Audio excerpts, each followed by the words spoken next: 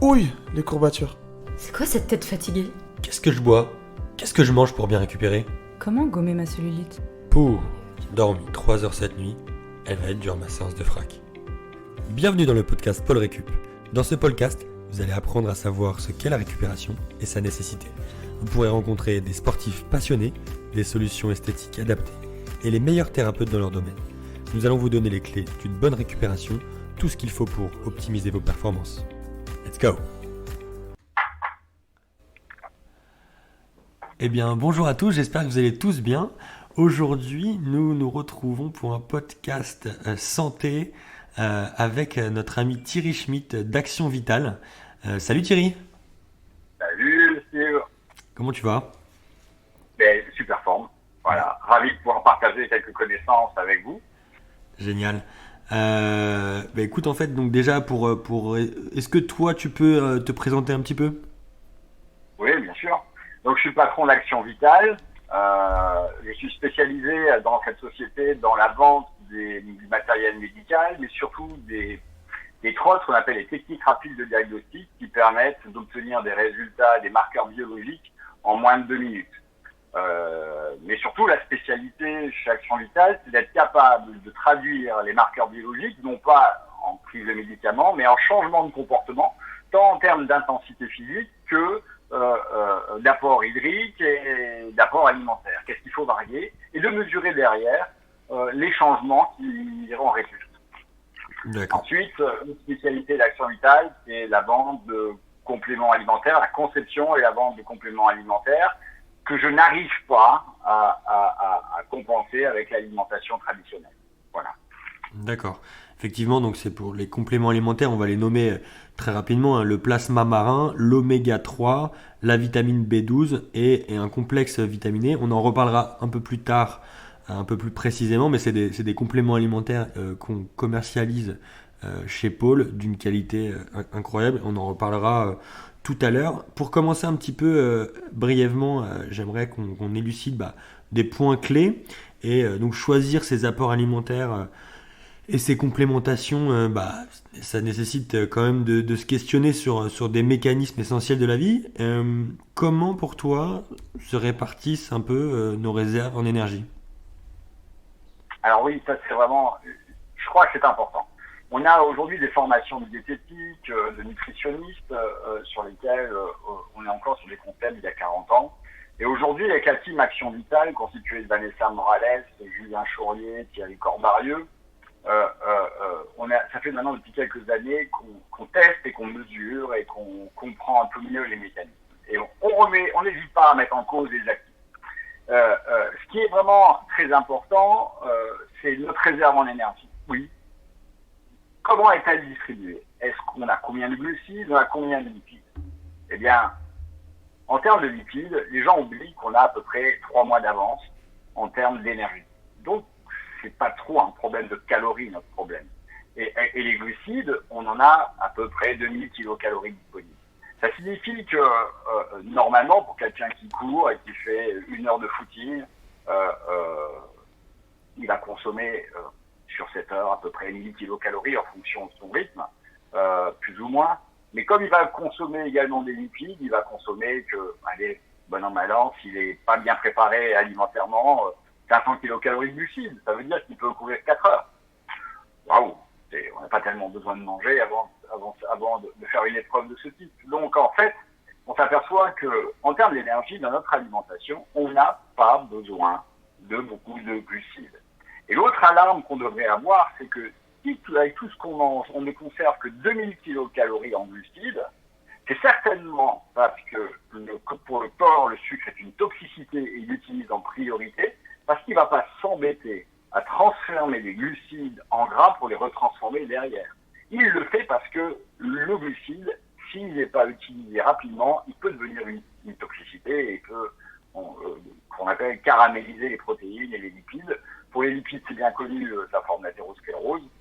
Pour ce qui est des protéines, ce sont des produits terminaux de glycation et ça crée des inflammations. Voilà. Ça, c'est pour la partie énergie. Donc, vraiment se proposer la question et de se dire, en fait, on a besoin de moins d'énergie qu'on ne le pense à l'effort. Ok. Et du coup, la question c'est, est-ce que on est des êtres hybrides.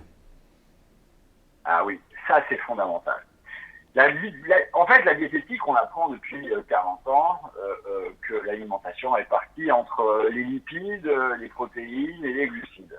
Bon, mais à l'époque, on savait aussi qu'on avait à peu près 8 bactéries pour 10 cellules. Aujourd'hui, c'est plus tout à fait la même chose. On sait aujourd'hui qu'on a 1,3 bactéries pour une cellule. Waouh, la donne est changée. On est vraiment des êtres hybrides. Mais est-ce que les bactéries, nos bonnes bactéries, est-ce qu'elles se nourrissent de la même façon que nos cellules? Elles ont les mêmes contraintes, il faudrait qu'on pense à elles aussi. Parce que si on ne pense pas à elles, on va laisser la place à des mauvaises bactéries qui peuvent être source d'inflammation et d'agression. La deuxième chose qui est importante, c'est que notre adaptation, elle dépend de notre ADN. Il faut savoir que nous avons à peu près 20 000 gènes, alors que la mouche en a 13 000.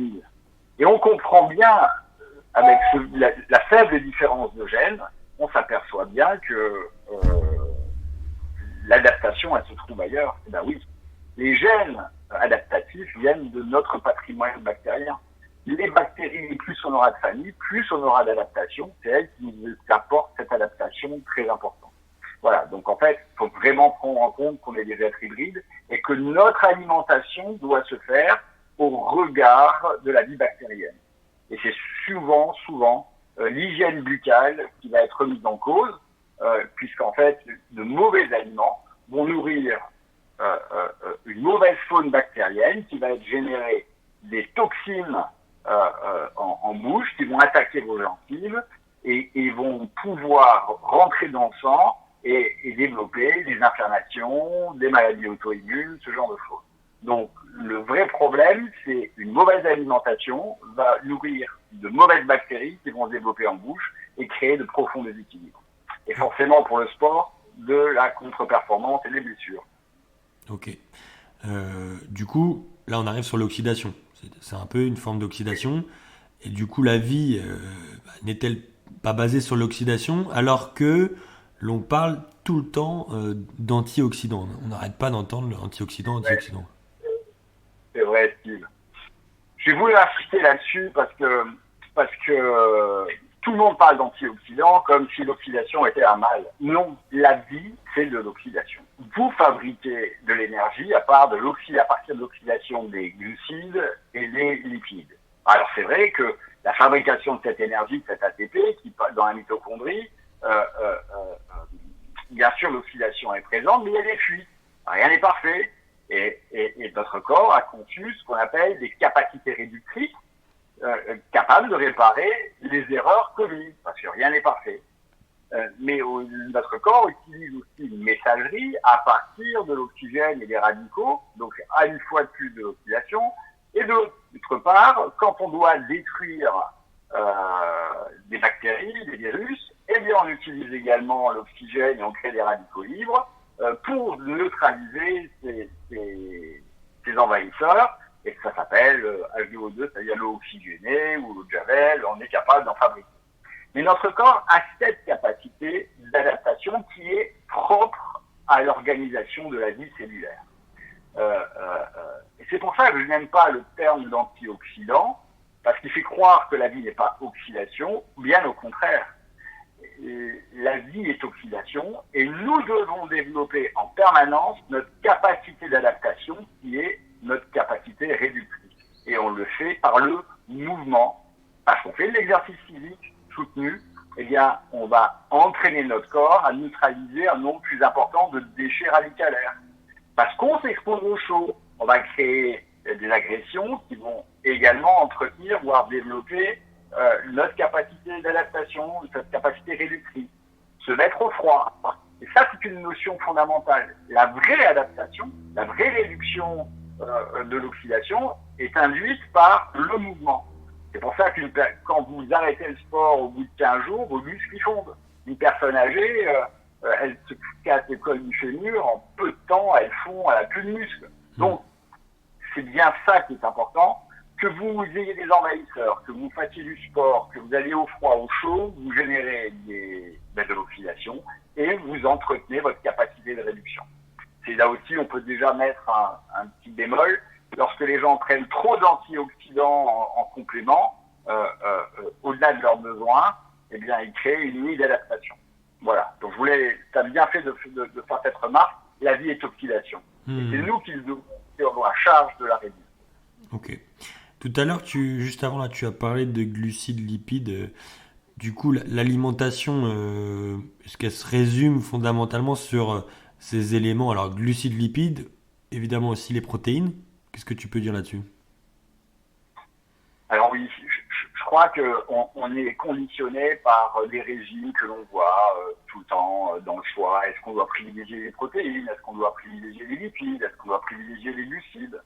Alors c'est vrai que c'est à mon sens une vision un peu simpliste. En fait, on est au bord d'une piscine, on regarde le fond de l'eau et on discute de la couleur du carrelage et du joint.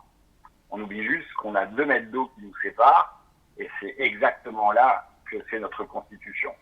Si on ne prend bien pas, et c'est là, je crois que la science, la chimie peut nous aider et la physique, c'est de revenir avec les instruments, d'essayer de se rapprocher de la nature, de voir comment on est constitué, afin de dégager l'importance de ce qu'on doit apporter à notre corps.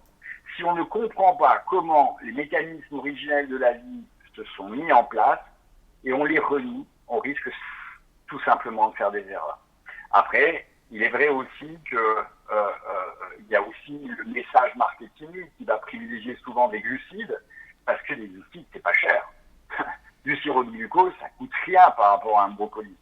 Ça vous coûte, un brocoli, il vous coûte au poids, il vous coûte 50 fois plus cher. Donc, il est évident qu'un industriel va toujours privilégier le sucre parce que, ça se conserve bien. D'ailleurs, c'est comme ça que vous faites des confitures. Mais je suis pas sûr qu'on soit un pot de confiture, nous. Parce que si on met beaucoup de sucre, on se caramélise, c'est une toxicité. Donc, c'est là-dessus qu'il faut changer l'angle de vue. Mais, tu vois, Steve, il serait intéressant, avant de parler après de la meilleure répartition, il serait intéressant de voir comment nous sommes composés. Parce que si déjà on comprend comment on est composé,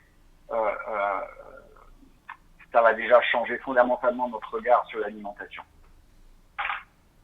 Et du coup là, tu élucides quand même un truc qui va faire bugger certaines personnes, c'est que les gens fonctionnent au sucre, ça tu le sais maintenant. Et l'idée, ça serait effectivement peut-être de faire un point sur 2-3 minutes là pour leur expliquer cette caramélisation, parce qu'ils sont pas tous au courant que le carambar, en fait, on est carambar avec tout ce sucre qu'on ingère.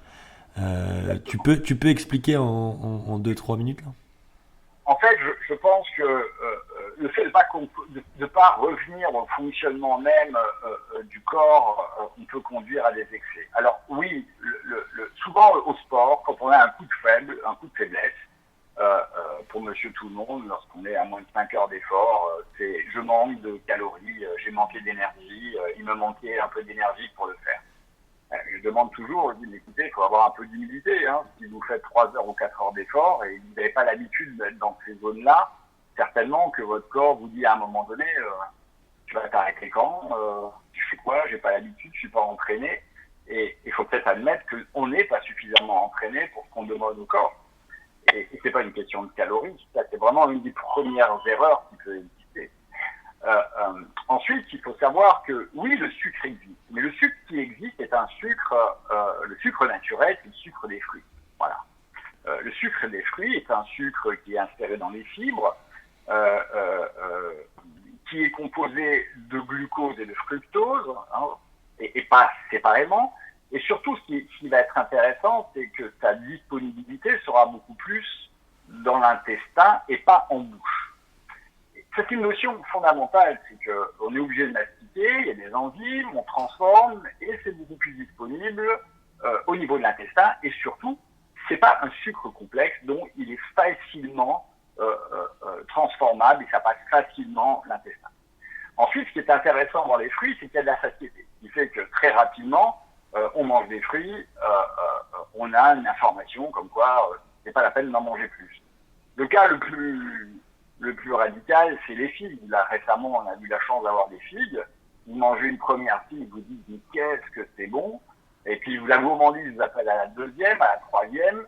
À la quatrième, vous voyez bien que c'est plus le goût de la première que vous aviez découvert, et à la cinquième, vous êtes épuré. C'est ça la satiété. Donc ça, c'est vraiment important. Dans un aliment naturel, il y a un ensemble qui fait, il y a une adéquation par rapport au corps. Et je voudrais insister sur un autre point. Chaque sucre présent qui arrive dans le sang va transformer, enfin va induire au niveau du pancréas une production d'insuline qui va être proportionnelle au taux de sucre présent. Et ce qui est bien dans la vie, c'est que ces fruits ont certes du sucre, mais ils ont des antidotes qui s'appellent des vitamines, des minéraux, qui vont permettre, certes, au message radicalaire induit par la fabrication d'insuline, d'avoir l'antidote de vitamines qui va neutraliser les radicaux libres fournis par ce message, et donc le pancréas est totalement à l'équilibre. Et c'est là qu'on s'aperçoit qu'il y a des sucres qui ne se comportent pas de la même façon. Quand vous prenez votre plat de pâtes, ou quand vous prenez du sirop de glucose, ou du sirop de fructose, quand ça passe violemment dans le sang, il n'y a pas de transformation. En plus, c'est disponible dès la bouche, donc on a déjà vu, ça va nourrir des bactéries en bouche qui n'ont pas lieu d'être, et elles vont créer de l'inflammation.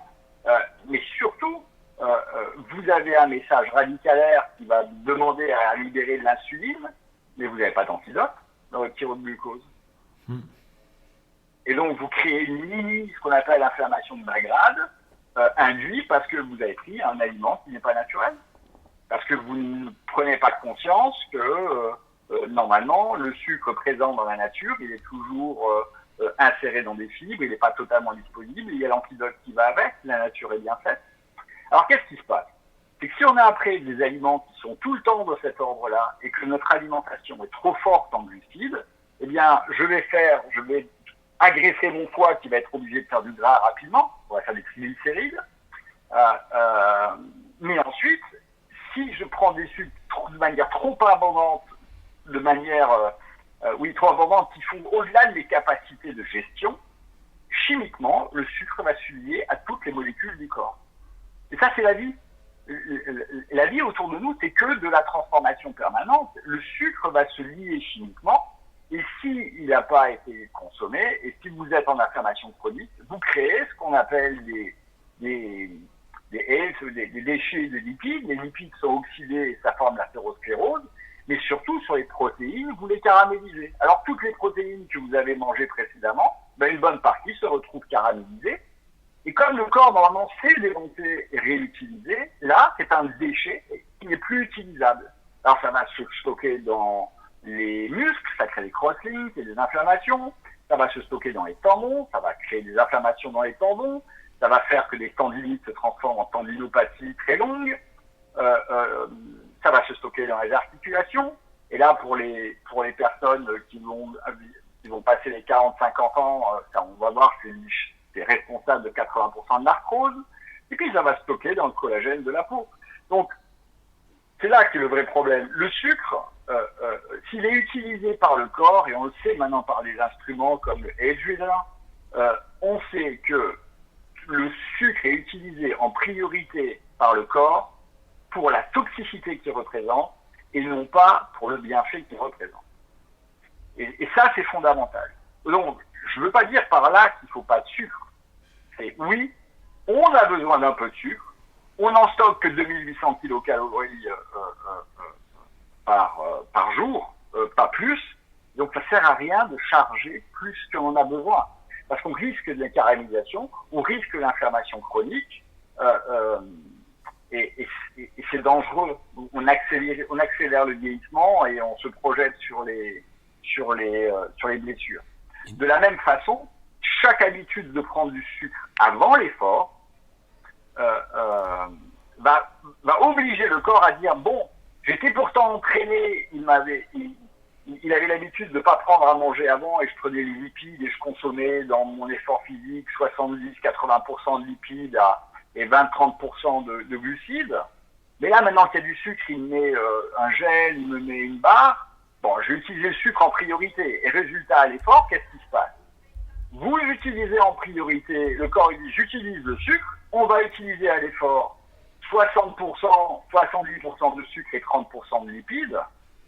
Et là, il y a un mécanisme qui est qui est sournois, c'est que le glucose, il rentre pas dans la mitochondrie. Le glucose, il est transformé préalablement, avant de rentrer dans la mitochondrie, en fructose 6 et en pyruvate.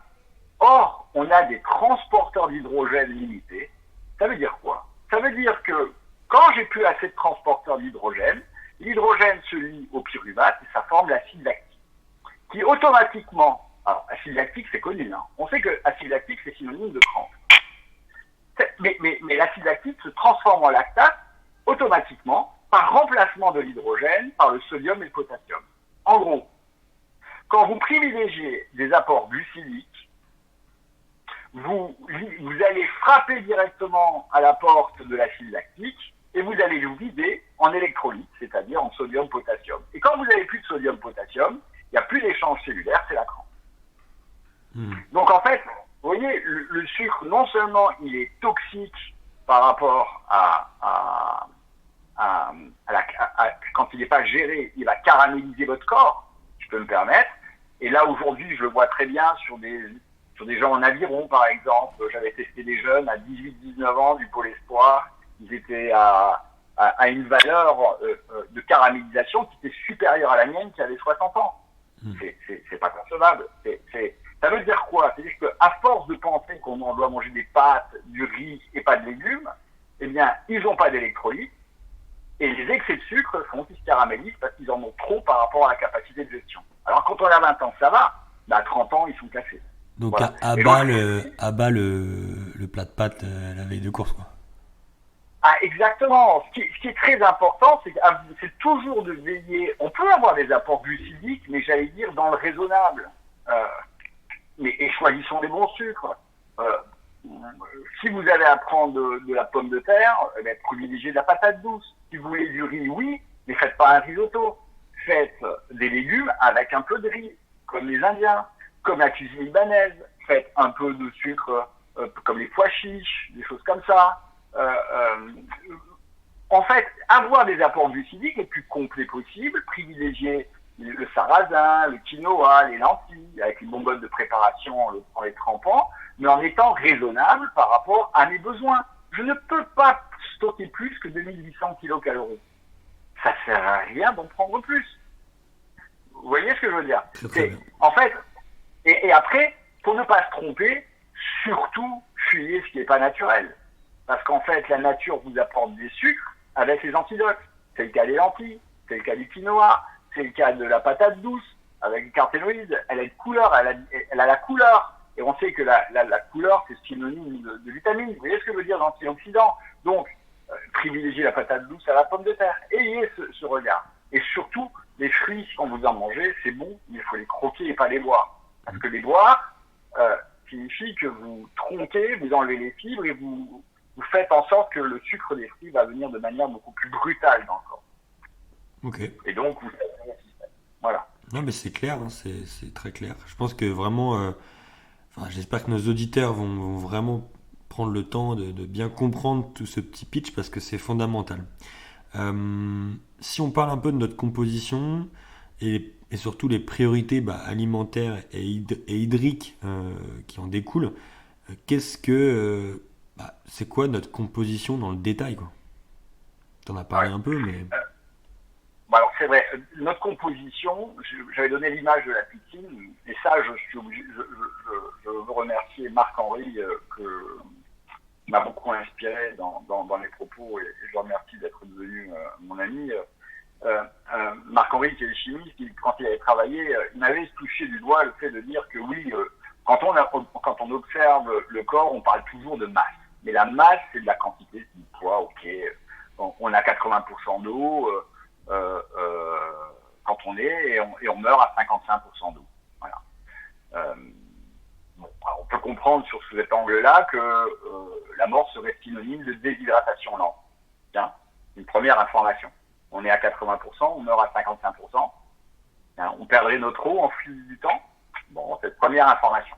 Mais par contre, les réactions chimiques, elles ne se font pas en termes de masse. Quand vous faites de l'eau, il vous faut 2 atomes d'hydrogène et un atome d'oxygène, H2O.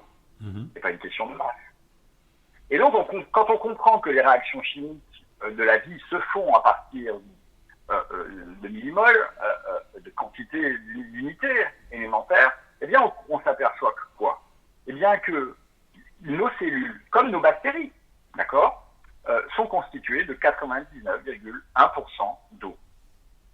Aïe. Depuis 80%, depuis 60, c'est 99,1%. Et quand vous allez plus loin et vous dites, alors quel est le deuxième élément? Alors, est-ce que c'est les protéines? Eh ben non. Le deuxième élément, c'est ce qu'on appelle les électrolytes, c'est-à-dire les minéraux et les oligo-éléments. Sodium, potassium, magnésium, calcium, molybdène, zinc, cuivre, manganèse, et ça représente 0,54%. En gros, vous êtes constitué dans vos cellules et pour les bactéries de 99,6% d'eau et d'électrolytes. Ok, explique juste rapidement l'électrolyte, rapidement. Alors l'électrolyte, c'est des minéraux et des oligo-éléments, c'est-à-dire c'est tout ce qui est ce qu'on appelle le minéral.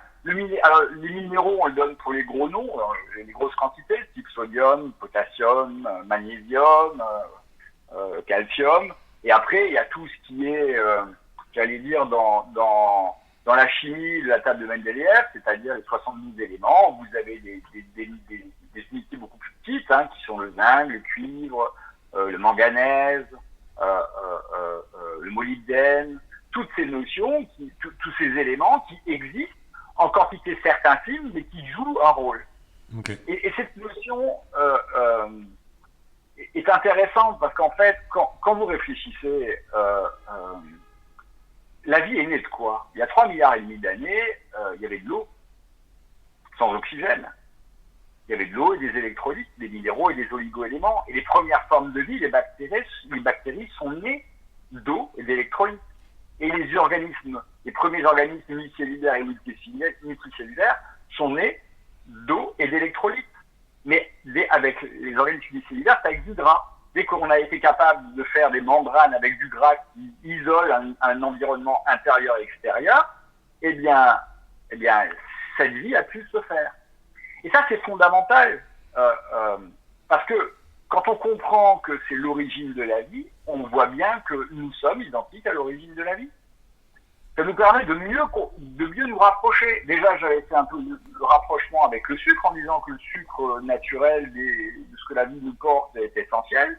Eh bien, on s'aperçoit qu'on est constitué d'eau et d'électrolytes. Et quand on regarde derrière les autres éléments, eh bien, le troisième gros élément derrière, c'est les acides aminés, c'est-à-dire c'est pas les protéines, mais c'est les éléments constitutifs des protéines en pièces détachées, donc qui sont prêts à l'emploi. Ensuite, il y a les lipides, les nucléotides et les protéines. Donc, vous voyez, il n'y a pas grand-chose, en fait, dans le système. Mais ce qui est fondamental, c'est que si vous voyez cette notion-là, vous dites, mais ma priorité dès le matin quand je me lève, c'est mon eau. J'ai pas envie de déshydrater trop rapidement et de devenir vieux trop rapidement, et mes électrolytes. Et pour comprendre le rôle des électrolytes, c'est simple.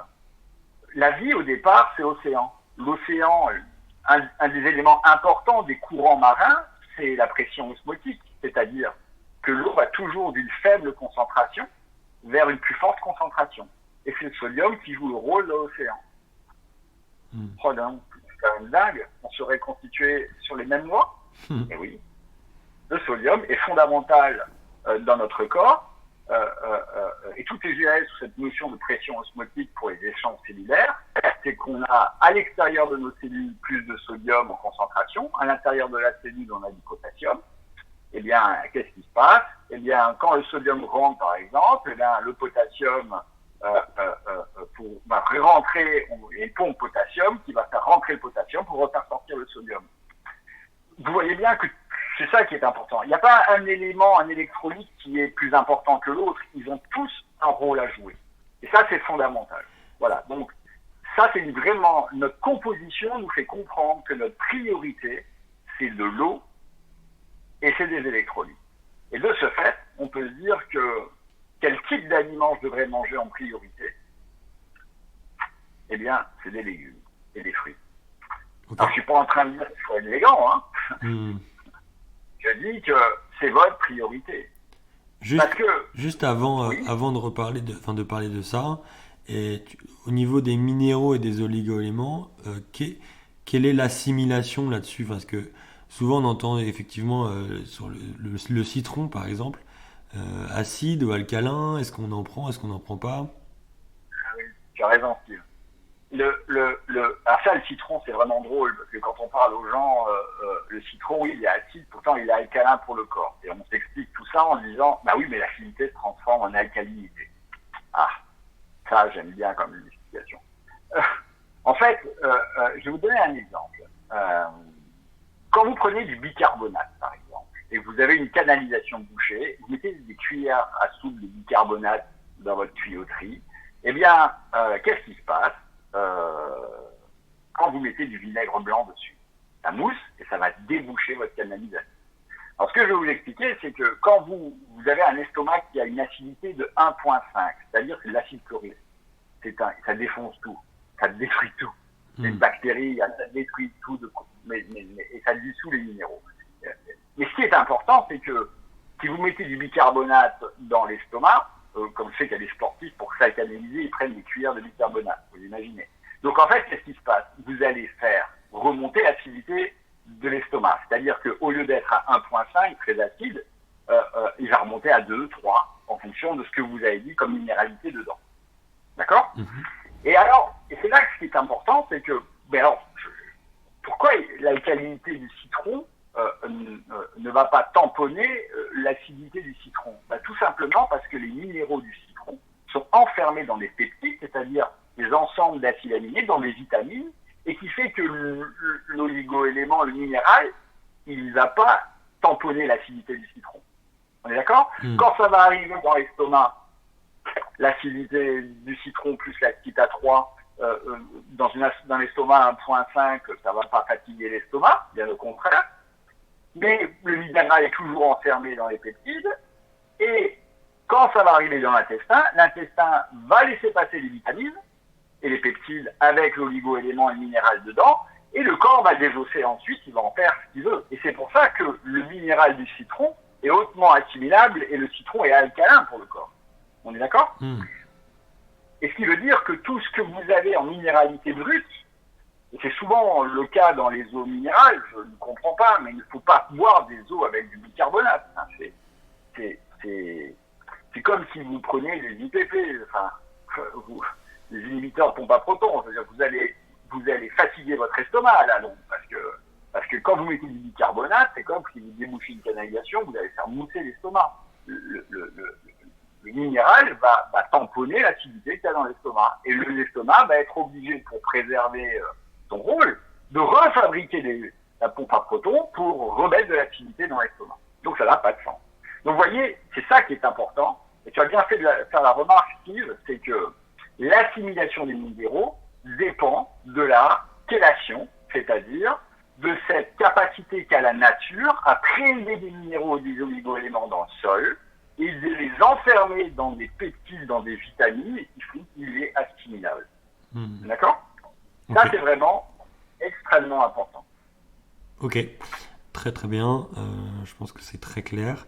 Du coup, quels sont les antagonistes des minéraux?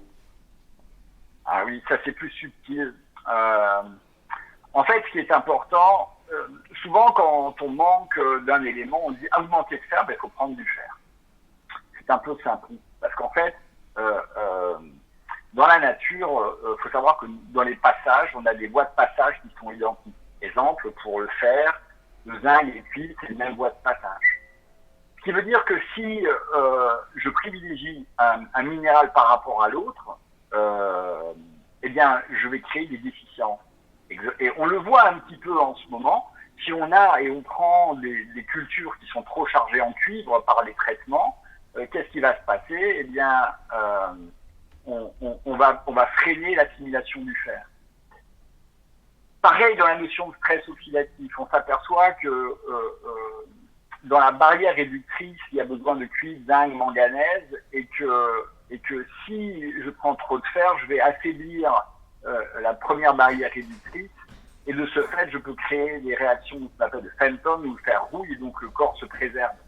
En fait, ce qu'il faut juste comprendre, c'est qu'il y a des antagonismes entre les minéraux et les oligo-éléments. Et ce serait intéressant de pouvoir vous montrer cette roue qu'avait fait Marc-Henri des antagonismes entre les minéraux et les oligo-éléments. Et on s'aperçoit qu'à l'échelle humaine, on n'est pas capable de fabriquer un complément alimentaire qui respecte toutes ces contre-indications et recommandations entre les éléments. Et là-dessus, je dirais que c'est la meilleure règle pour pas se tromper, c'est se fier à la nature. Quand vous mangez une pastèque, tout est en harmonie. Quand vous mangez une banane, tout est en harmonie. Quand vous mangez une courgette, tout est en harmonie, et ainsi de suite, tous les fruits. Il n'y a pas à se tromper. Et c'est là qu'il faut faire confiance en nature. Elle est bien faite. Mangez varié, vous allez disposer de tous les minéraux et les oligo-éléments extrêmement importants dans le respect des antagonismes de la vie. Il y a un élément que j'aime bien, c'est le plasma marin, et on peut en parler juste comme ça. Le plasma marin, c'est la même chose. C'est l'origine de la vie, et les minéraux du plasma marin sont hautement assimilables. On dit souvent que le sel marin, c'est le meilleur, le magnésium marin, c'est le plus assimilable, pareil pour le potassium. Je dis souvent, prenez le plasma marin entier, parce qu'en fait, c'est le phytoplancton qui fait le job. Et les poissons. Et oui, les poissons mangent des algues, mangent des choses, et puis ils les rendent comme nous à la nature. Et ils sont chélatés, et ils sont hautement assimilables dans le respect des équilibres de la vie, puisque l'équilibre marin, c'est le même équilibre qu'on a chez nous. Donc c'est ça qui est intéressant. Donc voilà ce que c'est que les antagonismes. On ne peut pas construire, et ne vous amusez pas à prendre un minéral, à vous privilégier un minéral par rapport à un autre. Sur le long terme, c'est très, très, très préjudiciable. Ok. Et du coup, on y vient. Quelles sont du coup les recommandations en eau et les bonnes électrolytes? Voilà. Alors, c'est ce qu'on disait au départ. On est à 99% d'eau et 0,6% d'électrolytes. Donc, c'est le végétal qui nous apporte l'essentiel. Il faut avoir une tendance à avoir 70 à 80% d'alimentation végétale. Et sur toute saison. Parce que si vous mangez trop de fruits exotiques l'hiver, vous risquez d'avoir froid. Ça, c'est les conséquences. Il faut toujours être de saison. Les légumes et les fruits de saison, c'est très important. Mais avoir une alimentation 70-80% végétale. Ensuite, prenez des protéines, prenez des très très bons lipides, on le verra, de qualité. Et alors, une notion importante, alors l'eau de boisson, elle doit être comment? Eh bien, l'eau de boisson, elle doit être acide. Et là, c'est perturbant. Quand vous regardez sur les bouteilles d'eau, il y a des pH, la moyenne c'est 7, il vaut mieux que l'eau soit entre 6, 5 et 7. Parce que votre estomac est acide, et toute l'alimentation, que ce soit les tomates, les poireaux, tout est acide. Et donc, on doit avoir une eau qui est acide. J'aimerais insister sur un point, l'eau, elle est importante, l'eau de boisson, elle est importante pour ce qu'elle emmène et pas pour ce qu'elle amène. Ça, c'est important. L'eau est un solvant, un transporteur. Les électrolytes sont des passeurs. Les électrolytes, vous les avez, on l'a vu, on les a pas par l'eau, sauf exception du plasma marin, mais qui est proche du légume, entre guillemets, puisque c'est le phytoplancton qui fait le job. Mais l'eau de boisson doit être une eau faiblement minéralisée. C'est à ce titre qu'on dit que pour le biberon, il faut privilégier l'eau Monroucou, la Montcalm, avec des résidus secs à 20 mg de résidus secs à 180 degrés. Oui, mais ces résidus secs à 20 mg, pourquoi ce serait bon pour bébé et pas pour moi? Parce que je suis plus tolérant? Ah non. Il vaut mieux une eau de boisson qui soit faiblement minéralisée afin qu'elle puisse jouer le rôle de transporteur, pas saturé par trop de minéraux qui servent à rien et qui fatiguent l'estomac, qui peuvent créer des calculs, et parce que le corps a envie de les évacuer, et permettre d'éliminer tous les déchets facilement et transpirer correctement pour le sportif. Donc là, l'eau de boisson, il faut vraiment qu'elle soit faiblement minéralisée. Alors, bien sûr, on peut prendre ces eaux en bouteille que j'ai dit. Maintenant, je pense qu'on a un retournement de situation à faire, dans le sens où il faut privilégier une eau filtrée, parce que je pense qu'écologiquement, on sait qu'il y a un impact CO2 dans l'eau en bouteille qui est 1000 fois supérieur à l'eau municipale.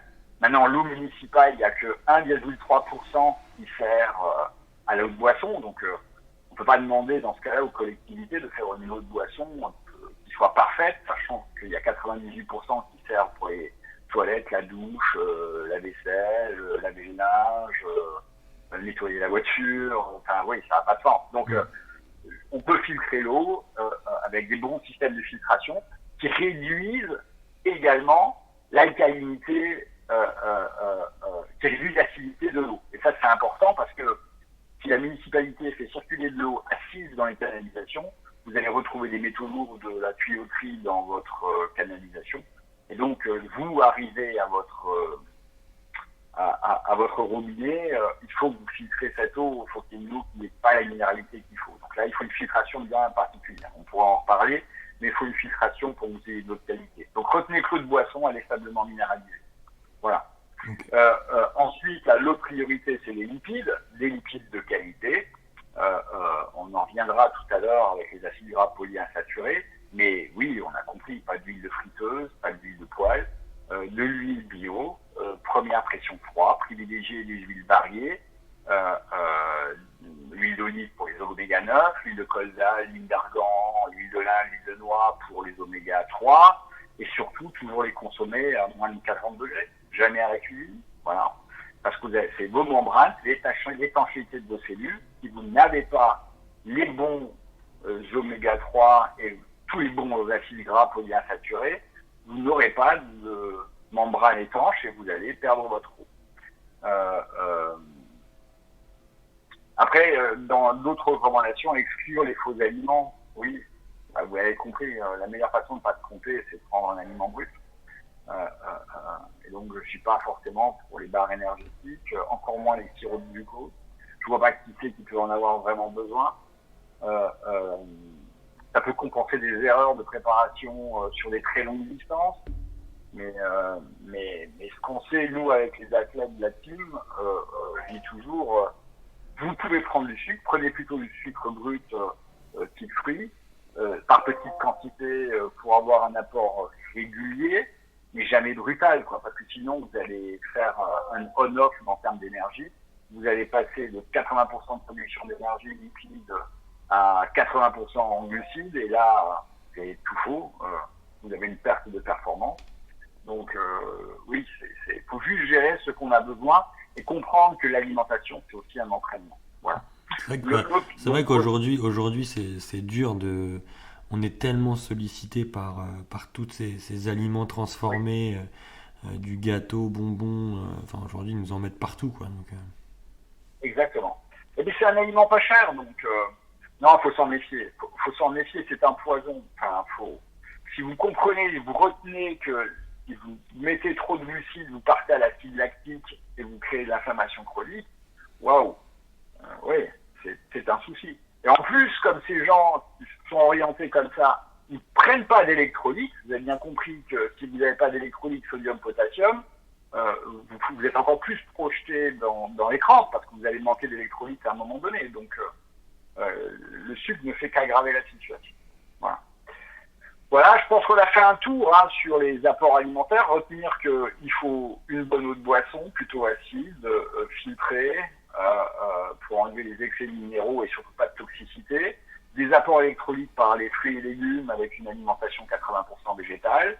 C'est là que dans les déplacements pour les compétiteurs, quand ils vont aux USA, c'est très difficile de manger végétal et donc il y a des complémentations qui deviennent importantes pour arriver à compenser ce que vous ne trouvez pas dans le commerce. Voilà. Et puis après, privilégier surtout les matrices alimentaires brutes. Et du cru, j'insiste, parce qu'autant je disais que le mouvement crée l'adaptation, le mouvement crée la forme physique, le muscle, et si vous mangez que de la purée, vous n'allez pas le godin en 40 ans. Donc, faut manger du cru. Faut manger du cru pour muscler vos gencives, quoi. Mais pas que. C'est-à-dire qu'il faut pas. En fait, il faut pas être dans l'extrême, parce on entend beaucoup parler du crudivorisme. Les personnes qui mangent que du cru, c'est pas bon non plus, quoi. Non. Il faut respecter ce que faisaient les anciens. On mangeait des crudités en entrée et on mangeait un plat après. Mais il faut du cru. Il faut muscler les gencives. Il ne faut pas manger que de la purée. Voilà. Ça, c'est une notion importante. Ok, très très bien. Je pense qu'on a été effectivement complet sur pourquoi bien manger, bien boire, c'est la base, et je pense que c'est bien de le rappeler à nos auditeurs. on en arrive du coup à qu'est-ce qu'une bonne recommandation en complémentation, en supplémentation alimentaire. Du coup, qu'est-ce que toi, déjà, qu'est-ce qui t'a un peu poussé à travailler un peu sur ces compléments alimentaires? Alors, en fait, au niveau de l'alimentation, j'avoue que souvent quand les gens me demandent mais comment tu fais, c'est sûr qu'avec 60 ans, j'ai un chemin qui a fait que j'ai pu accumuler les transformations et les modifications de ce que je comprenais et de l'intégrer dans mon quotidien plus facilement. Donc quelqu'un qui a 25 ans, qui a 30 ans, il dit mais arriver à faire ce qu'il fait, c'est une révolution. Oui, c'est une révolution. Et c'est pour ça qu'il faut accepter de prendre les choses au fur et à mesure, de comprendre une philosophie et de l'adapter au fur et à mesure de ses possibilités. Et c'est là que la complémentation peut être intéressante en essayant d'apporter des éléments essentiels que leur alimentation du moment ne permet pas d'avoir. Soit parce que c'est trop difficile à changer du jour au lendemain, soit parce que les besoins d'un sportif professionnel, comme c'est le cas de gens qui font des courses de 20-25 km, de 20-25 heures, il faut compenser parce qu'on ne peut pas manger, on ne peut pas s'arrêter. Voilà. Quand Eric Lambarieux s'amuse à faire 530 km en Alaska, tout devient compliqué. L'eau elle est gelée, les aliments sont gelés. Bon, il n'y a pas de problème de lentilles, vous allez dire, mais c'est compliqué à préparer. Donc, la complémentation devient intéressante pour le sportif et pour monsieur tout le monde pour avoir des apports qu'il n'arrive pas à avoir avec son alimentation traditionnelle. Mais je le garderai, c'est cette notion de complémentation sur la notion d'alicament. C'est-à-dire toujours cette vision de matrice brute et d'éléments indispensables au corps. Et là, il y en a un qui me vient en priorité, puisqu'on est de l'eau et qu'on est des électrolytes. J'en avais un peu fait une introduction, c'est le plasma marin. Oui, le plasma marin, c'est de l'eau de mer, alors pas n'importe quelle eau de mer, c'est de l'eau qui est pompée sous des vortex. Il y en a deux en France, dans le golfe de Gascogne et du côté de Saint-Malo. Ce sont des zones avec tourbillonnaires, si je peux me permettre, où on aurait l'impression qu'il y a des déchets qui sont expulsés de cet endroit. Il y a une forte concentration de vie, de phytoplancton. Et le phytoplancton a cette particularité de prendre les minéraux et les oligo-éléments de la mer, de les assimiler et de les rendre chélatés, c'est-à-dire dans des peptides et qui font perdre, qui sont hautement assimilables. La même chose est faite par le poisson. Et ça, c'est intéressant. C'est les travaux de René Quinton qui, en 1880, s'était rendu compte que l'homme était un aquarium marin. Ah oui, la vie est née de l'océan, donc forcément, les mammifères ont la même constitution, le végétal pareil. Donc en fait, la vie est née de là, les bactéries aussi. Et donc, il s'est rendu compte qu'il avait injecté à la place du sang, il avait enlevé 30% de son chien qu'il a appelé sodium ensuite. Il s'est rendu compte que le chien n'était pas mort. Et donc, ça voulait dire qu'en fait, le plasma marin avait une adéquation avec le corps particulièrement intéressante. Donc ça, c'est Là, supplémentation journalière, quoi qu'il, quoi. Alors, en fait, il y a deux visions. Moi, je le fais régulièrement, par conviction. Je prends mon verre de plasma tous les matins de 25 centilitres que je prends par gorgée, parce que comme je suis de l'eau, je me reconstitue en eau et d'électrolytes. Et j'apporte à mon corps dès le matin de quoi aller aux toilettes, d'éliminer ce que j'ai commencé à mettre de côté toute la vie. Mais c'est important que d'aller aux toilettes, que d'uriner et que de faire d'aller au sel. Et donc, de l'eau et des électrolytes pour commencer la journée, ça me semble essentiel. Oui, le plasma est fabuleux pour ça. Pour le sport, c'est aussi incroyable. En sport, si vous transpirez, et surtout l'été, vous perdez des électrolytes. Le goût salé de votre transpiration, c'est pas que du sodium, c'est du sodium, du potassium, du magnésium. Vous perdez les minéraux et les oligo-éléments, et il faut se recharger. Et donc, le plasma marin a ces deux vertus. C'est d'être une compensation par rapport aux légumes. Et c'est difficile pour certains d'avoir 80% de légumes, donc le plasma marin est une bonne idée pour arriver à atteindre l'objectif d'électrolytes. Et puis surtout, ce qui va être hyper intéressant, c'est que pour l'effort, vous rechargez ce que vous éliminez pendant l'effort. Voilà. Top. Et Donc en là, le plus, plasma, c'est vraiment un super, oui, super c'est pas cher en complément. termes de C'est pas cher oui, et puis c'est facile à prendre, quoi. oui, pour 20 euros, vous avez la capacité. Alors, il faut toujours le consommer en isotonie, c'est-à-dire cette notion de pression osmotique, je vous disais, où l'eau va toujours de l'endroit où il y a la plus faible concentration vers la plus forte concentration. D'ailleurs, j'ai oublié le nom. Les sportifs ont souvent ce problème à l'effort sur les très longues distances. Le nom va me revenir. En fait, il manque d'électrolytes et il manque de sodium. Résultat, l'hyponatrémie. Qu'est-ce qui se passe?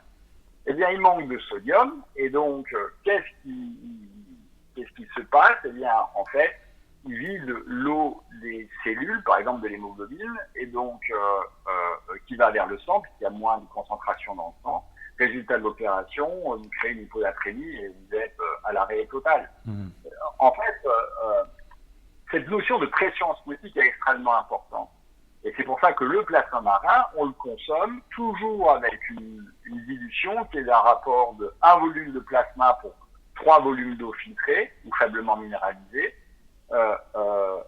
Et vous avez votre eau qui est prête à la consommation. Ce qui fait que avec une bouteille de plasma, vous faites 4 litres d'eau à raison de 20 centilitres par jour le matin. Voilà, vous avez 20 jours. Donc vous voyez que 20 euros pour 20 jours, c'est 1 euro par jour. Vous avez l'essentiel de votre vie. Donc, quand je vois qu'il y a en plus des solutions, des préparations électrolytes en pastilles, avec du sucre en plus, je me dis, mais on a tout faux, quoi.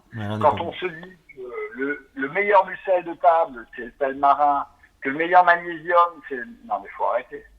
Transformons pas l'eau de mer pour vendre des produits séparés, consommons-la directement. Voilà. De toute façon, on fera là dans le futur vraiment, je pense qu'il est essentiel de faire un podcast par complément, que ce soit le plasma, l'oméga 3, B12 et la vitamine C complexe. Donc on reviendra vraiment en détail sur des prochains podcasts. Julien qui est en train de courir en ce moment à la Diagonale des Fous, avec ses 41 ans, il a déjà gagné 2 diagonales quand il était jeune, donc c'est une bière d'honneur certainement. Hier soir il était 20e, là il était 11e ce matin, à midi il était 10e. Je le félicite parce qu'en plus le pauvre il a été piqué par une tique, il a créé une inflammation, donc il a été traité cet été 2 fois en antibiotiques qui l'ont un peu mis à plat. Mais lui il part tout le temps avec un shooter de plasma, c'est-à-dire qu'il a une petite parce que l'eau il peut l'avoir dans les ravitaillements, mais il a un petit shooter de plasma brut, il boit une gorgée, il boit 3-4 gorgées après d'eau derrière pour diluer comme ça, mais c'était son compagnon d'électrolyte à l'effort, quoi. Et quand tu pars sur 15-20 heures, c'est le seul moyen que tu as pour avoir des électrolytes disponibles. Tu vas pas te mettre à mâcher les brocolis, quoi. C'est un peu compliqué, quoi. C'est compliqué. Voilà. Voilà pour le plasma marin. Donc c'est vraiment un apport extrêmement important. Notre constitution, c'est fondamental. Tu as un super transit, tu élimines bien les choses, tu as une super vitalité. Voilà. L'oméga 3, du coup. Les oméga 3. Ça, je crois que les gens ne prennent pas conscience que les oméga 3, c'est des acides gras polyinsaturés qui sont fondamentaux, et je les mesurais en fait dans les bilans lipidiques. Il y a un paramètre qui est important, c'est les HDL, ce qu'on appelle le bon cholestérol par rapport au reste. Mais souvent, ces HDL sont bas pour 2 raisons, parce que les gens manquent d'exercice physique et ils n'ont pas d'oméga 3. Ou ils sont en stress oxydatif aigu et ça les oxyde. Ouais, ça aussi. Donc en fait, tous les gens qui sont en inflammation de bas grade souffrent d'oméga 3 détruits par leur stress oxydatif. Mais surtout, ils manquent soit d'exercice physique, soit ils manquent d'apport en oméga 3. Et pourquoi on en est en carence? Tout simplement parce que on ne peut pas synthétiser les oméga 3. On peut fabriquer des choses, le corps est capable de fabriquer, de transformer les choses, mais les EPA et les DHA, on est obligé de les avoir par l'alimentation. Et vous allez voir que c'est compliqué. Parce qu'en fait, on les trouve Ah oui, dans les huiles, mais pas l'huile d'olive. On les trouve dans l'huile de colza, l'huile d'argan, l'huile de lin, l'huile de noix. Et ce qu'on sait par ces huiles-là, c'est qu'elles sont extrêmement fragiles. Une huile de lin, vous l'ouvrez en 3 semaines, 4 semaines, elle s'oxyde, elle devient rance. Même au frigo. C'est difficile, on peut la conserver au frigo. Et c'est les huiles qui se conservent, vaut mieux les conserver, les manger dans les 2-3 jours. Dans 2-3 semaines, je veux dire. En fait, c'est des acides gras hautement fragiles, très sensibles à l'oxydation. Donc, les huiles, il faut les consommer rapidement. Autant vous dire que sur une bouteille de plasma, je vous dis que ça faisait 20 jours, il n'y a pas de risque d'oxydation. Autant sur les oméga 3, vous avez une bouteille de 20 centilitres ou 25 centilitres, vous la payez 24-25 euros, quoi. On n'est plus du tout sur le même prix, hein. Donc, surtout qu'il ne faut pas en manger d'une cuillère à café, hein. Donc, voilà, on le trouve dans ces huiles-là. On les trouve, bon, forcément dans les graines de lin, les graines de chia. On en trouve dans les petits poissons gras. On pouvait en trouver dans la viande, dans les œufs, mais par exemple pour les œufs, il fallait que les limaces et les escargots mangent beaucoup de feuilles vertes et que les poules mangent les escargots limaces et leurs friandises. Et donc, mais le problème, c'est que même les poules bio, en général, vous voyez l'espace vert d'une poule bio, ouais, c'est pas ça, quoi. Il n'y a pas trop d'herbe. Donc, s'il n'y a pas d'herbe, il n'y a pas d'escargot. Donc, si vous voulez, le vrai problème, c'est que toute la chaîne alimentaire fait qu'on a moins d'apport en oméga 3, y compris dans la viande, puisqu'il faudrait que la vache mange de l'herbe tout le temps, et c'est pas forcément toujours le cas. Donc oui, c'est une notion, on a nos apports qui viennent réduits, on a tendance à trop cuire, et on voit bien que ces apports réduits font que eh bien, on a des carences. On peut prendre des œufs bleu blanc cœur qui sont réputés, les éleveurs mettent des graines de lin, voilà, pour avoir des oméga 3. J'allais justement venir à ces chartres bleu blanc cœur et Pax. Voilà.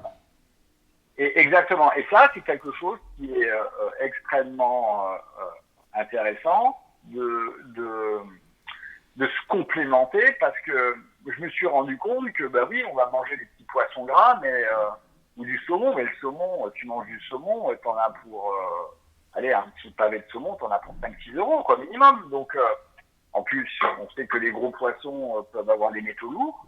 Quand tu prends, et c'est là que ça devient intéressant de se complémenter en oméga 3 avec des capsules EPAX.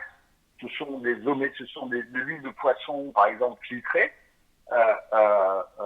et qui sont mis en capsules, sans oxydation, avec du romarin, et qui font que la qualité des oméga 3 est super à la conservation. Et donc, l'intérêt, c'est que quand tu as une boîte, t'as à peu près, que je dise pas de bêtises, il y a 120 gélules, il me semble, dans une boîte d'oméga 3. Tu peux manger 4 capsules par jour, et ça devient un vrai complément. Si tu manges tes sardines, t'as pas besoin d'en manger. Si tu n'en manges pas, tu te complémentes. Et l'oméga 3 est extrêmement intéressant de ce côté-là, parce que tu as un apport par jour qui est de 1 euro, avec les capsules, c'est pas très cher. Et surtout, c'est la constitution de ton cerveau. Ton cerveau, c'est du sodium et des oméga 3. Tes yeux, c'est des oméga 3. Les membranes cellulaires, il y a beaucoup d'oméga 3 et c'est important pour la souplesse.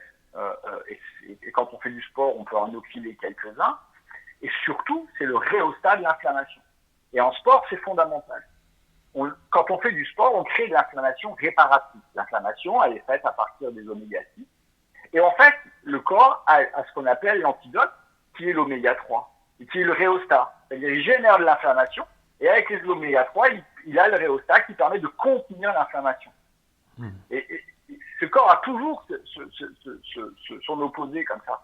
Et ne pas avoir suffisamment d'oméga 3 dans son alimentation fait qu'on va manquer de HDL et qu'on s'expose à des complications de maladies cardiovasculaires, mais en plus, on subit des inflammations chroniques qu'on n'arrive pas à contenir.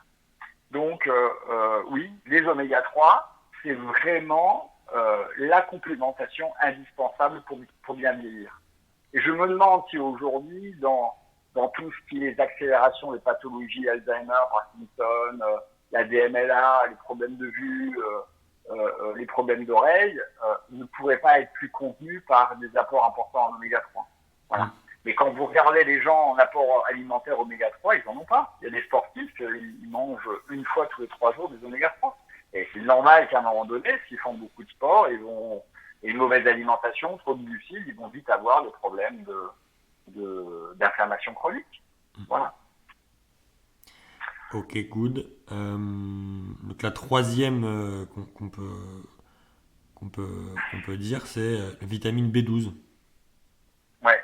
Alors la B12, ouais, c'est une vitamine que j'aime bien. En fait, je l'aime d'autant plus maintenant que j'ai compris pourquoi la ville avait mis un rôle aussi important à la B12. En fait, la B12, elle est un cofacteur de plein de fonctions du corps. La B12, elle est essentielle à la fabrication de la myéline, c'est-à-dire l'enveloppe des nerfs.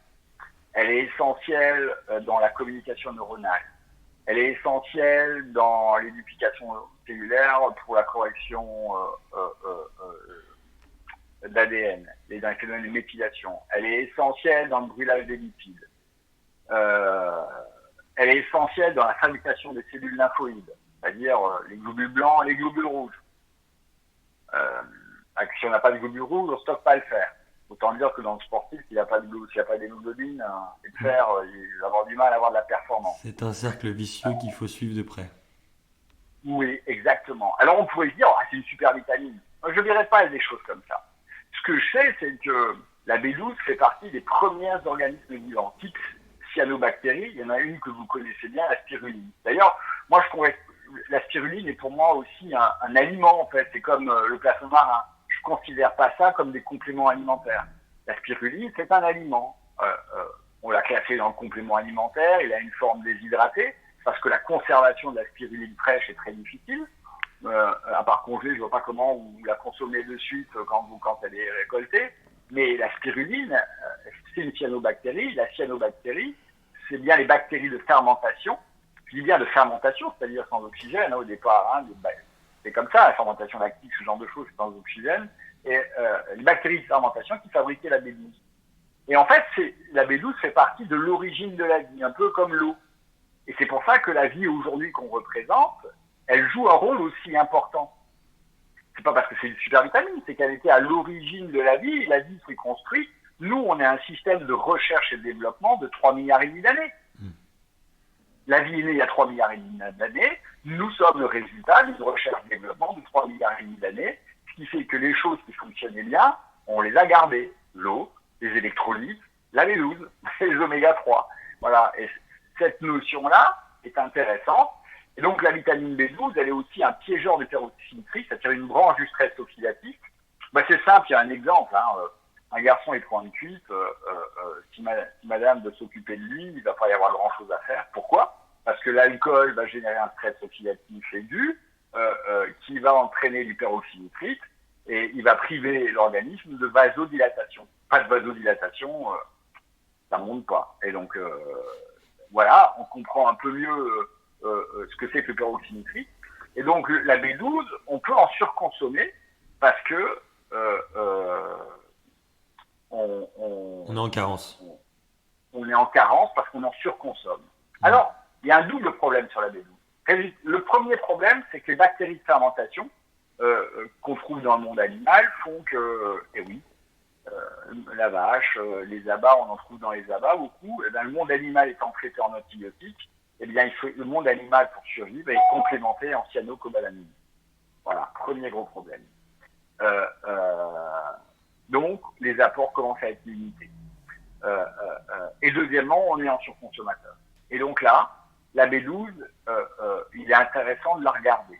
Et vous pouvez regarder, en fait, s'il y a une déficience, parce que j'invite jamais à prendre des vitamines de ce type sans savoir si on en a réellement besoin. Mais il est intéressant de faire mesurer sa B12, de faire mesurer son hémoglobine, sa ferritine, pour voir qu'il n'y a pas de faiblesse. Et comme par hasard, quand vous analysez des gens qui font des épreuves longues, c'est-à-dire en vélo, des bikeman, des 800 km, 8 km à vélo avec 14 000 mètres de dénivelé, tous ceux qui ont des difficultés, qui abandonnent sur des très longues distances, comme par hasard, ils sont dans des niveaux très bas de B12. quand la B12 doit être entre 200 et 800 en fonction des systèmes d'analyse, la plupart des gens sont à 180, 210, c'est-à-dire une pétarade, ça fonctionne plus. Et c'est là que c'est intéressant de dire, ah ok, waouh, il va falloir que je recharge en électrolyte, que je refasse une cure de B12. Alors là, par contre, on fait pas de la B12 avec des microgrammes, hein. Les boîtes de passage sont de 1 pour 1000, donc faut des dosages qui soient au moins à 2, 3, 4 mg de B12 et plutôt privilégier l'hydroxocobalamine, et non pas la cyano, puisque la B12 a aussi la vertu d'éliminer le cyanure du corps. Alors ça sert à rien de la faire rentrer avec le cyanure, ça me semble logique, à part peut-être pour les financiers, une question de rendement financier, hein, ça coûte moins cher. Mais oui, la B12 est après extrêmement important pour avoir de la performance. Vous voulez monter en altitude, être performant à des trails à 4000 ou à 5000, si vous n'avez pas de B12, quand vous allez stimuler votre corps à monter en altitude, vous n'allez pas fabriquer d'hémoglobine. Donc, parce que vous êtes en carence de B12. Donc, il faut de la B12 qui va permettre par l'agression de créer l'adaptation.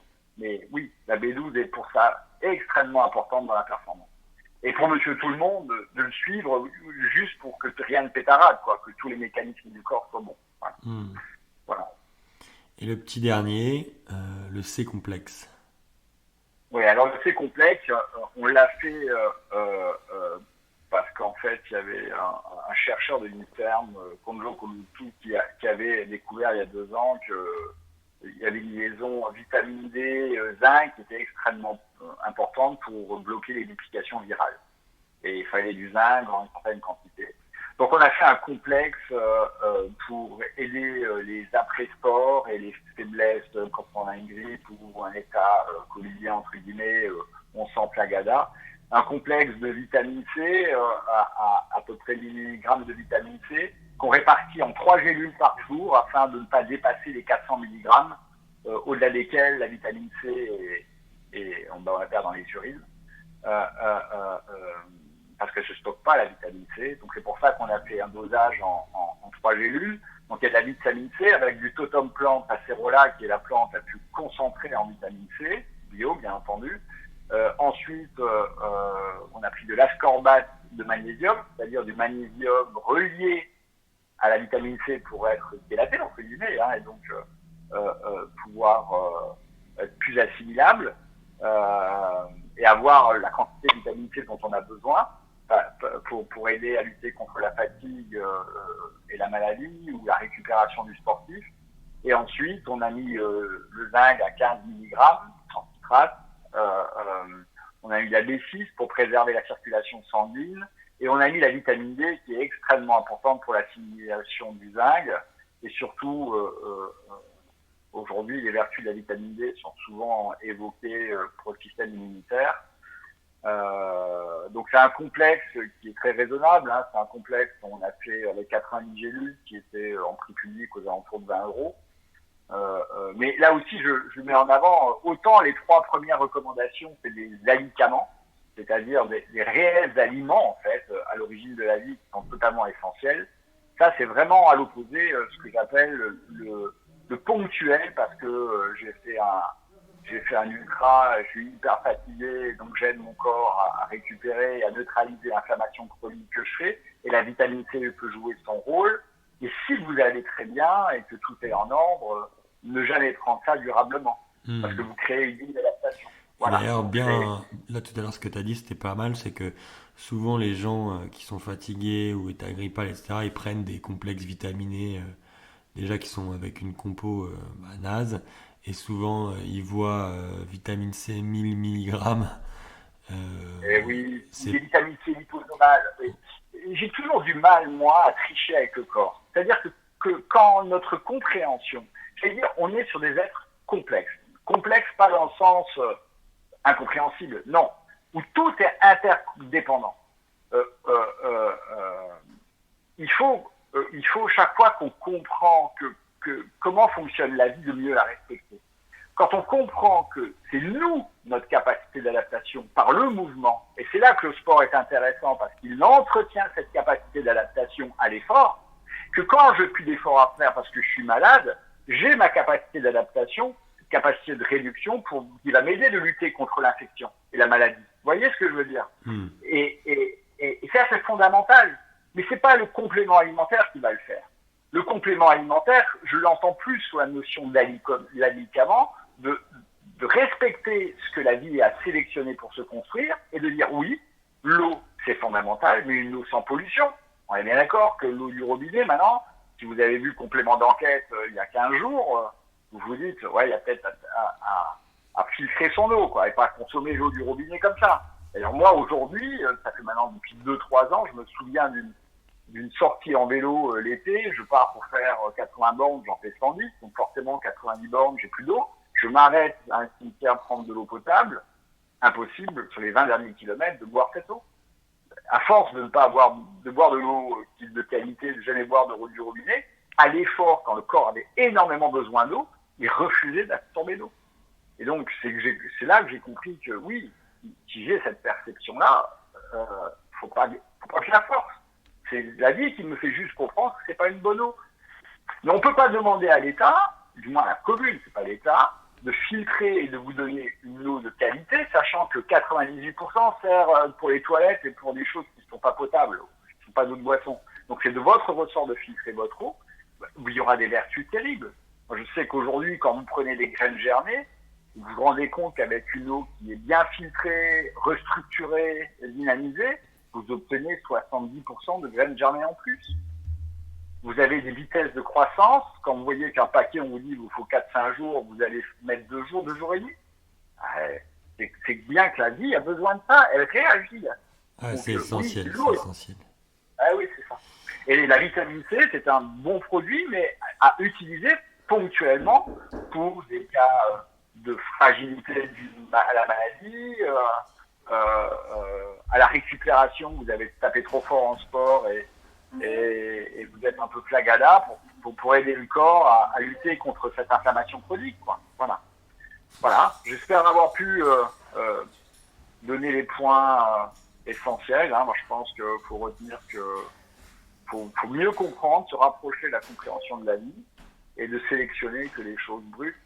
Et je pense que notre planète et notre écologie d'aujourd'hui doit intégrer ces changements de comportement et arrêter de prendre des systèmes, des produits qui sont ultra transformés quand des produits vrais existent et sont de meilleure qualité, quoi. Voilà. Très bien. Écoute, on a fait un bon tour. Juste une dernière petite précision là, tous ces compléments alimentaires, tu les as travaillés avec donc le laboratoire CSBS. Oui, c'est ça. CSBS m'a fait confiance. En fait, je suis tellement passionné d'eau que forcément, Elie Bajal de CSBS avait sollicité pour les formations. Et comme j'avais une team et qu'on mesurait beaucoup de choses et qu'on travaillait beaucoup sur la performance et qu'on se rendait compte que le plasma marin, en 20 minutes d'absorption, vous améliorez l'équilibre du stress oxydatif de plus de 20%, on s'est dit, waouh, il n'y a pas mieux, il y a pas mieux que ça. Donc, oui, c'est hautement assimilable, c'est tout ce que le corps a besoin. Donc, voilà. Donc, c'est vrai qu'avec CSBS, on a développé toutes ces gammes sous la marque CSBS. La B12 va être légèrement modifiée. Elle était en hydroxocobalamine. Avec l'hibiscus, ça va passer en chlorella. On reste toujours autour de la mer. Voilà. On sortira ça très rapidement, une vitamine D. Parce que là, avec l'hiver, la vitamine D est extrêmement importante. Très importante.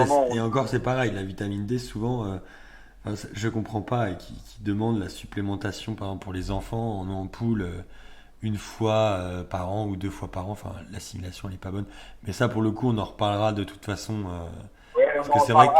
Parce que c'est vrai que là, on arrive sur une heure de podcast et c'est vrai que j'ai plus l'habitude de faire des podcasts plus courts pour que les gens ne décrochent pas, même si le sujet est vraiment incroyable. Et je pense que j'incite vraiment les gens à écouter le podcast complet.